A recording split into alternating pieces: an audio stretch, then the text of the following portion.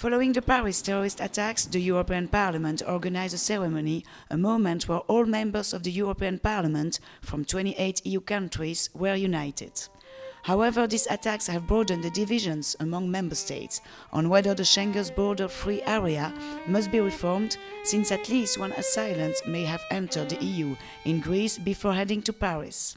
French President François Hollande, during his speech in Versailles, repeated the importance of controlling the EU's external borders, but didn't refer to a suspension of Schengen system on its own. Et si l'Europe ne contrôle pas ses frontières extérieures, alors, et nous le voyons aujourd'hui, sous nos yeux, c'est le retour aux frontières nationales, quand ce ne sont pas les murs, les barbelés qui sont annoncés.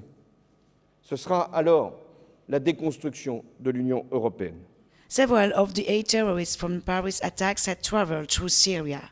A Syrian passport was found at the Stade de France in Paris, and although French authorities say the passport is a fake, it has raised fears that terrorists could have used the influx of migrants to enter Europe. French EU lawmaker Sylvie Guillaume say this is not an excuse to close internal European borders, but the focus here is on strengthening the security of the continent's external borders. Il est entendu deux choses. D'abord, le fait qu'il faut que ces frontières extérieures soient mieux sécurisées. Et la deuxième chose, c'est qu'il faut qu'on puisse faire en sorte que ceux qui se sont rendus en Syrie et qui voudraient rentrer pour y commettre tel ou tel acte délétère puissent être contrôlés au moment où ils voudraient rentrer sur le territoire européen. Immediately after the Paris attack, Polish government announced it will not accept relocating refugees based on the EU distribution program without security guarantees. Poland's European Affairs Minister even said that Poland must retain complete control of its borders. Anneleen van Bossuyt, Belgian Conservative member of the European Parliament, said closing borders might also have a counter-effect for the terrorists. It's more on exchanging data, for example, on possible suspects, because it's often afterwards that we say, yeah, in France, for example, he was on the list of the suspected people, but other countries are not aware of that.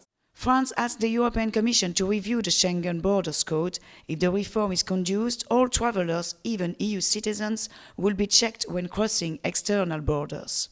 But even if border controls are increased, this will not be enough, since the main challenge is a better information sharing between EU member states, as explained Anneleen van Bossuyt. Sometimes we hear that if we close our borders, then it will be more incentives for these people to try to come, and you can never have a fence that surrounds Europe completely or build a big walls. So far, the European Commission didn't explain on how it will respond to the French request about the reform of Schengen Borders Code. More details may be revealed at the end of the week on Friday during the Council of Justice and Home Affairs.